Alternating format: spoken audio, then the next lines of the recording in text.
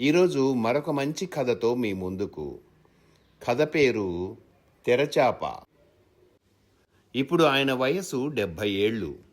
5 ఏళ్ల క్రితం వరకు ఆ ఇల్లు కలకలలాడుతూ ఉండేది. కానీ సరిగ్గా రిటైర్మెంట్ అయిన 5 ఏళ్లకే ఆయన భార్య మరణించడంతో ఆ ఇంట్లోని వెలుగు ఒక్కసారిగా ఆరిపోయింది. ఆమె మరణం తర్వాత రామచంద్రయ్య గారి జీవితం 2 ఖండాల మధ్య ఊగిసలాడే ఉయ్యాల అయింది. కొడుకు అరుణ్, కూతురు అనూష ఇద్దరూ అమెరికాలోనే స్థిరపడ్డారు. తండ్రిని ఒక్కడినే వదిలిపెట్టడం ఇష్టం లేక ఏడాదిలో 6 నెలల విజిటింగ్ వీసా మీద తమ దగ్గరికి తీసుకువెళ్లేవారు. కానీ ఈసారి మాత్రం ఎయిర్పోర్ట్లో వీడ్కోలు చెబుతూ అరుణ్ చేతిని పట్టుకొని రామచంద్రయ్య గారు తెగేసి చెప్పారు, ఇక నేను రానురా అరుణ్, ఆ ఏసీ గదుల్లో ఆ పరాయి దేశంలో అతిథిలా ఉండడం నా వల్ల కావట్లేదు అని చెప్పి వెళ్ళిపోయారు. అప్పుడు ఆ మాటల వెనక ఉన్న అలసట అరుణ్కి అర్థం కాలేదు. ఆయన పంతం నెగ్గింది, కానీ ఒంటరితనం ఆయన ఆరోగ్యాన్ని దెబ్బతీసింది. ఒకరోజు ఉదయం టీ తాగుతూ కుప్పకూలిపోయారు. గుండెపోటు. అదృష్టవశాత్తు పక్కింటి వాళ్ళు సమయానికి స్పందించడంతో ప్రాణం నిలిచింది. ఆ వార్త విన్న వెంటనే అరుణ్ అమెరికా నుండి విమానమెక్కి పరుగున వచ్చాడు. ఆసుపత్రి గదిలో ఆక్సిజన్ మాస్క్ పెట్టుకుని దీనంగా పడుకున్న తండ్రిని చూస్తుంటే అరుణ్ గుండె తరుక్కుపోయింది. డాక్టర్లు ఈ వయసులో ఆయనను ఒక్కడినే వదిలివేయడం ప్రమాదం, ఎప్పుడూ ఎవరో ఒకరు పక్కన ఉండాలి, జాగ్రత్తగా చూసుకోవని చెప్పారు. అరుణ్ తన ఆఫీస్ పనులని పిల్లల చదువులని వదిలి ఇక్కడే ఉండిపోలేడు. తండ్రి ఏమో అమెరికా రానని భీష్మించు కూర్చున్నాడు. ఈ సంఘర్షణలోంచి పుట్టిందే ఆ పెయిడ్ రిటైర్మెంట్ హోమ్ ఆలోచన. హైదరాబాదులోని ఒక ఆధునిక వృద్ధాశ్రమంలో నాన్నను చేర్చాలని, అక్కడైతే 24 గంటల వైద్య సదుపాయము, తోడుగా నాన్న వయసు వారే ఉంటారని అరుణ్ నిర్ణయించుకున్నాడు. రామచంద్ర గారు డిశ్చార్జ్ అయి ఇంటికి రాగానే అరుణ్ తన మనసులోని మాట బయటపెట్టాడు. నాన్న, మిమ్మల్ని ఈ పాత ఇంట్లో ఒంటరిగా వదిలి మేము మనశ్శాంతిగా ఉండలేము. అందుకే హైదరాబాద్లోని ఒక మంచి రిటైర్మెంట్ హోంలో అన్ని ఏర్పాట్లు చేశాను. అక్కడ మీకు కావలసినవన్నీ ఉంటాయి అని అరుణ్ తన నిర్ణయాన్ని నాన్నకు చెప్పాడు. కానీ రామచంద్రం గారు ఒక్కసారిగా భగ్గుమన్నారు. నేను ఎక్కడికి రాను, ఈ ఇంట్లోనే మీ అమ్మ జ్ఞాపకాలు ఉన్నాయి, నా ప్రాణం పోయినా ఈ గడప దాటను అని ఖచ్చితంగా తేల్చి చెప్పారు. నాన్న మొండితనం ముందు అరుణ్ మౌనంగా ఉండిపోయాడు. చివరికి నాన్నను హాస్పిటల్లో చేర్చిన స్నేహితుడిని బతిమిలాడి రంగంలోకి దింపాడు అరుణ్. ఆయన రామచంద్ర భుజంపై చేయి వేసి, రామచంద్ర, ఇంకా ఎందుకు ఈ పంతం? నీ పిల్లలను బాధ పెడుతూ నువ్వు నరకం చూస్తూ ఇక్కడ ఒంటరిగా ఉంటావా? కాలం మారింది, మన వయసు ఆరోగ్యం ఇప్పుడు మన మాట వినవు. నీకోసం పరితపిస్తున్న పిల్లల మాట విను అని నచ్చజెప్పారు. స్నేహితుని మాటల్లోని నిజాన్ని కాదనలేక రామచంద్ర గారు మౌనంగా తల ఊపారు. వెళ్ళడానికి ఒప్పుకున్నారు. కానీ సరే అరుణ్, వస్తాను, కానీ నాది ఒకే ఒక షరతు అంటూ అరుణ్ని దగ్గరికి పిలిచి అతని చెవిలో ఏదో చెప్పారు. ఆ మాట వినగానే అరుణ్ గుండె ఒక్కసారిగా నీరైపోయింది. కళ్ళల్లో నీళ్లు తిరిగాయి. అరుణ్ నాన్నని గట్టిగా హత్తుకొని పసిపిల్లాడిలా ఏడుస్తూ, సరే నాన్న, అలాగే, మీరు అడిగినట్లే చేస్తాను అని మాటిచ్చాడు. రిటైర్మెంట్ హోమ్ నుండి వచ్చిన నిబంధనలు చాలా నిర్మోహమాటంగా ఉంది. కేవలం 2 సూట్ కేసులకు మించి లగేజు ఉండకూడదు. ఆ మాట విన్నప్పుడు రామచంద్ర గారి తన 40 ఏళ్ల జీవితం ఒక్కసారిగా 2 చిన్న పెట్టెల్లోకి కుంచుకుపోతున్నట్టుగా అనిపించింది. అరుణ్ గదిలోకి వెళ్ళి నాన్నకు అవసరమైన బట్టలు, నిత్యావసర వస్తువులను ఆ పెట్టెలో సర్దుతున్నాడు.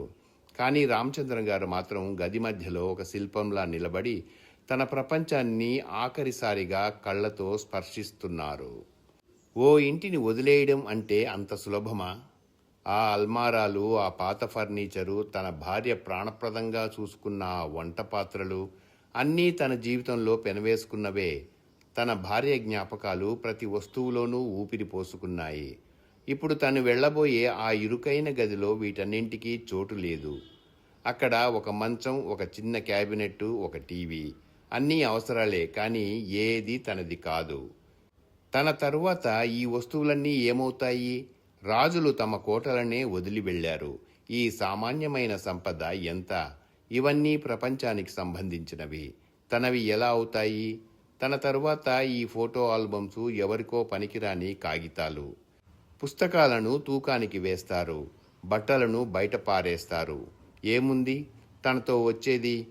రామచంద్ర గారు నెమ్మదిగా వెళ్ళి తన భార్య నిత్యం అన్నం తినే ఒక స్టీల్ ప్లేటుని, నీళ్లు తాగే ఒక గ్లాసుని తీసుకొని సూట్ కేసులో పెట్టారు. అరుణ్ వెంటనే, నాన్న, ఇవి అవసరం లేదు, వాళ్ళ ప్లేట్లు గ్లాసులు అన్నీ ఇస్తారు అన్నాడు. ఇవి మీ అమ్మ తినే ప్లేటు, తాగే గ్లాసు, తన జ్ఞాపకంగా తను నాతో ఉన్నట్టు ఉంటుంది అని అరుణ్ వైపు చూసి దీనంగా నవ్వారు. రామచంద్ర గారి చూపులు పూజగది వైపు మళ్ళాయి. అక్కడ తన భార్య పుట్టింటి నుంచి తెచ్చి ప్రాణప్రదంగా పూజించిన సీతారాముల విగ్రహాలు ఉన్నాయి. ఆ విగ్రహాలను ఆఖరిసారిగా నిమురుతూ పక్కనే ఉన్న అరుణ్ వైపు దీనంగా చూశారు.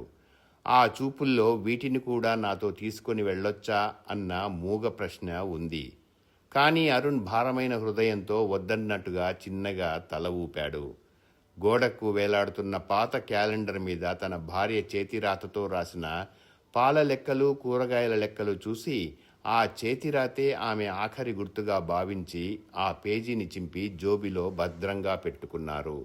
తను తన భార్య కలిసి నాటిన మల్లెతీగను, జామ చెట్టును ఆఖరిసారిగా చూసి వెళ్తున్నాను అని ఆ చెట్టు ఆకులను ఆఖరిసారిగా నిమిరాడు. హాల్లోని ఆ పాత ఈజీ చైర్ మీద తన భార్య కూర్చొని కుట్లు అల్లేది. ఇప్పుడు అది ఖాళీగా ఉంది. వెళ్లేటప్పుడు ఆ చైర్ మీద పడిన దుమ్మును తుడిచి, ఇంకా నిన్ను ఎవ్వరూ వాడరు అని దానివైపు దీనంగా చూశారు. వెళ్లే ముందు వంటగది మూలలో ఉన్న మట్టి కుండలోని నీళ్లను ఆఖరిసారిగా తాగారు. తన భార్యతో కలిసి ఆ కుండ కొన్న రోజున గుర్తు చేసుకున్నారు. తరచూ పలకరించే 2-3 పుస్తకాలు, ఐడి కార్డులు, అంతే. అంతటితో ఆ 4 దశాబ్దాల అనుబంధం 2 సూట్ కేసులలోకి కుంచుకుపోయింది. బయట కారు హారన్ వినిపించింది. రామచంద్ర గారు బరువెక్కిన హృదయంతో గోడకి తగిలించిన తన భార్య ఫోటోకి దండం పెట్టి గడప దాటారు. ఒక్కసారి వెనక్కి తిరిగి ఆ ఇంటిని చూసుకున్నారు. నెమ్మదిగా వంగి ఆ గడపకు 3 సార్లు మొక్కుకున్నారు. అరుణ్ వైపు చూసి బలవంతంగా ఒక చిన్న చిరునవ్వు నవ్వారు రామచంద్ర గారు. ఆ నవ్వు వెనక ఉన్న విషాదం ఆ దేవుడికి కూడా అర్థం కానిది. ఆ ప్రయాణం కేవలం హైదరాబాద్ వైపు కాదు, ఒక నిశ్శబ్దపు ఒంటరితనం వైపు. హైదరాబాద్లోని ఆ రిటైర్మెంట్ హోము ఒక ఆధునిక దేవాలయంలా ఉంది. పచ్చని చెట్లు, సమయానికి పౌష్టికాహారం, నిరంతరం అందుబాటులో ఉండే వైద్యులు అన్నీ చూశాక అరుణ్ మనసు కుదుటపడింది. నాన్న ఇక్కడ సురక్షితంగా, సంతోషంగా ఉంటారు అన్న భరోసా అతనికి కలిగింది. వెళ్లే ముందు నాన్న చెయ్యి పట్టుకొని, నాన్న, మీ పెన్షన్ ఇక్కడి ఖర్చులకు సరిపోతుంది. మందులు, చికిత్స బాధ్యత నేను చూసుకుంటాను.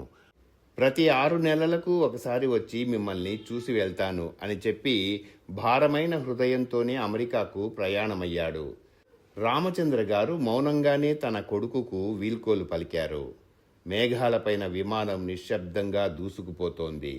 కానీ అరుణ్ గుండెల్లో మాత్రం ఒక అలజడి. విమాన సిబ్బంది సూచనలతో సెల్ఫోన్ని ఫ్లైట్ మోడ్లో పెట్టాడు అరుణ్. వణుకుతున్న వేళ్లతో ఫోన్ గ్యాలరీ తెరచి నాన్న ఫోటోను చూశాడు. ముడతలుపడిన ఆ ముఖము, కళ్లల్లో నిండిన అదే నిశ్శబ్దపు ఆత్మీయత. ఒక్కసారిగా అరుణ్ కళ్లల్లో నుంచి జారిన ఒక కన్నీటి చుక్క సరిగ్గా నాన్న ఫోటో మీద పడి అక్కడి నుండి జారి అతని ఖరీదైన చొక్కాపై చిన్న మచ్చలా నిలిచిపోయింది. అరుణ్ సీటులో వెనక్కు వాలి కళ్ళు మూసుకున్నాడు. ఆ మూసిన కళ్ళ తెరపై తను మర్చిపోయిన బాల్యం ఒక్కొక్కటిగా రంగులు మార్చుకుంటూ ప్రత్యక్షమవుతోంది. నాన్న దగ్గర ఒక పాత ఇనుప సైకిల్ ఉండేది. ఆదివారం సాయంత్రం వచ్చిందంటే చాలు, ఆ సైకిల్ ముందు భాగంలో చెల్లి అనూషని, వెనక క్యారేజీపై అరుణ్ని కూర్చోబెట్టుకొని పార్కుకి తీసుకువెళ్లేవారు. పార్కులో ఆడుకున్నాక తిరిగి వచ్చే దారిలో నాన్న బాదం పాలు కొనిచ్చేవారు. 2 గ్లాసులు తీసుకొని ఒకటి అనూషకి, మరొకటి అరుణ్కి ఇచ్చేవారు. మరి నీకు నాన్న అని అడిగితే, నాకు కొంచెం జలుబు చేసిందిరా, మీరు తాగండి అని నాన్న నవ్వుతూ చెప్పేవారు. అరుణ్కి 7 ఏళ్లు ఉన్నప్పుడు సైకిల్ నేర్పించడానికి నాన్న పడిన తాపత్రయం గుర్తుకొస్తే ఇప్పటికీ గుండె బరువెక్కుతుంది. నాన్న, వదలొద్దు నాన్న అని అరుణ్ భయంతో అరుస్తూ ఉంటే, నువ్వు తొక్కరా, నేను వెనకే ఉన్నాను అని నాన్న ఇచ్చిన ఆ భరోసా. కాసేపటికి తిరిగి చూస్తే నాన్న చాలా దూరంలో రొప్పుతూ చెమటతో తడిసిపోయి ఆగిపోయి ఉండేవారు. అరుణ్ పడిపోతానన్న భయంతో ఆయన సైకిల్ వెనక కిలోమీటర్ల కొద్దీ పరిగెత్తేవారు. పల్నాడులో కోటప్పకొండ తిరణాలంటే ఒక మహాప్రస్థానం. ఆ జనసముద్రంలో అరుణ్ తప్పిపోతాడన్న భయంతో నాన్న తన చేయిని గట్టిగా పట్టుకునేవారు. ఆ రంగుల రాట్నాలు, బొమ్మల దుకాణాలు చూసి అరుణ్ నోరు తెరిచి అడిగిన ప్రతిదీ వెనుకాడకుండా కొనిచ్చేవారు. తిరుగు ప్రయాణంలో అరుణ్ అలసిపోయి నిద్రపోతే ఆ కొండ దిగువ నుండి బస్టాండ్ వరకు మైళ్ల దూరం అరుణ్ని తన భుజాల మీద మోస్తూ నడిచిన ఆ ఆనవాళ్లు ఇప్పటికీ నాన్న భుజాల మీద వంగిన గూనిలా కనిపిస్తూనే ఉంటుంది. సంక్రాంతి వస్తే లోకమంతా కొత్త బట్టల రంగులతో మెరిసిపోయేది. కానీ నాన్న ప్రపంచం మాత్రం ఆ 3 చొక్కాలు 2 ప్యాంట్ల మధ్య నిశ్శబ్దంగా మిగిలిపోయేది.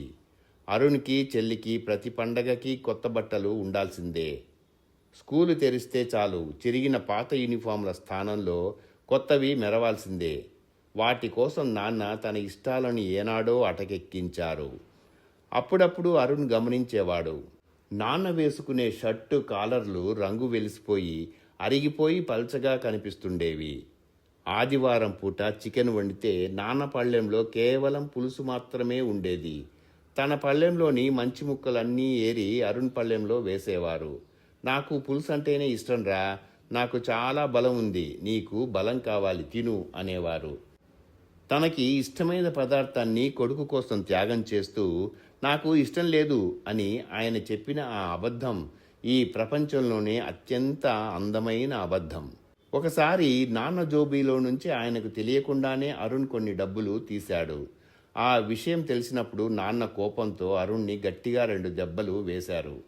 నాన్న కోపం అరుణ్ డబ్బులు తీశాడన్న ఆవేశం కాదు, తన కొడుకు క్రమశిక్షణ తప్పాడు, తప్పుదారిలో వెళ్తున్నాడన్న ఆవేదన. చిత్రం ఏమిటంటే ఆ దెబ్బలు తిన్న రోజే అరుణ్కి ఏదో ఒక మంచి జరుగుతుందని తెలుసు. ఎందుకంటే అరుణ్ని కొట్టిన కొద్దిసేపటికే నాన్న మనసు అపరాధ భావంతో విలవిలలాడిపోయేది.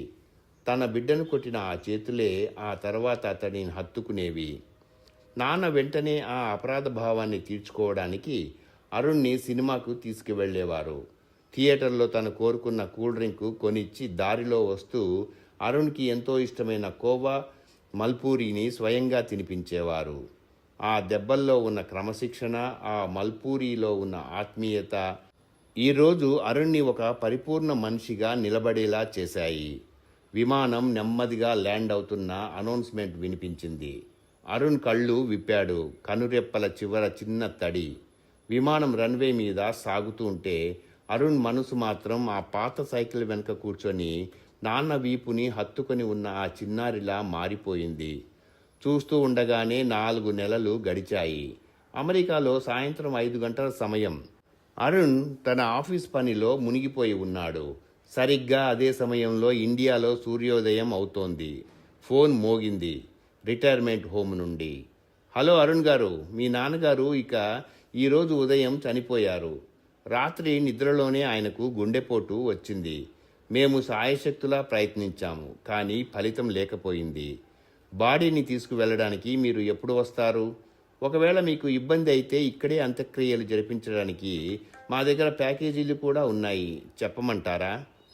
అవతల వ్యక్తి మాట్లాడుతున్న మాటలు అరుణ్ చెవికి వినిపించడం లేదు. ప్యాకేజీ అన్న మాట అతని గుండెను ముక్కలు చేసింది. ఒక్కసారిగా అరుణ్ మెదడులో నాన్న తన చెవిలో చెప్పిన ఆ ఆఖరి షరతు ప్రతిధ్వనించింది. నేను నీ కోసం వస్తున్నానురా అరుణ్, కానీ నాది ఒక షరతు. నా ప్రాణం ఎక్కడ పోయినా నా దహన సంస్కారాలు మాత్రం నా ఊరిలోనే జరగాలి. నా భార్యను ఎక్కడైతే సాగనంపామో నన్ను అక్కడే కలపాలి. నా శవం నా సొంత ఇంటి నుంచే శ్మశానానికి బయలుదేరాలి.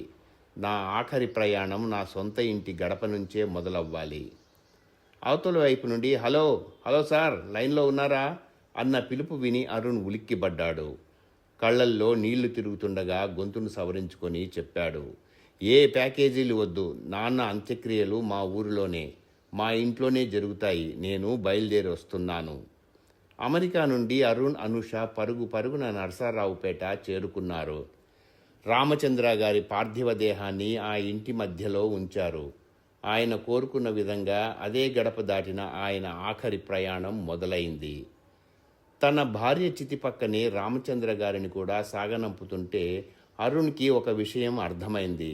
నాన్న రిటైర్మెంట్ హోమ్కి వచ్చింది తన సంతోషం కోసమే తప్ప ఆయన ప్రాణం మాత్రం ఎప్పుడూ ఆ పాత ఇంటి గూడు కిందే కొట్టుకులాడుతూ ఉండేది.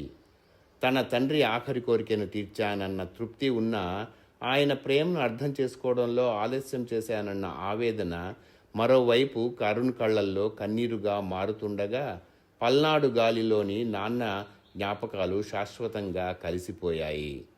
కర్మకాండలు ముగిసిన 3వ రోజు అరుణ్ భారంగా నాన్న కుర్చీలో కూర్చొని ఉండగా ఫోన్ మోగింది. రిటైర్మెంట్ హోమ్ మేనేజర్ నుంచి ఒక వాట్సాప్ మెసేజ్.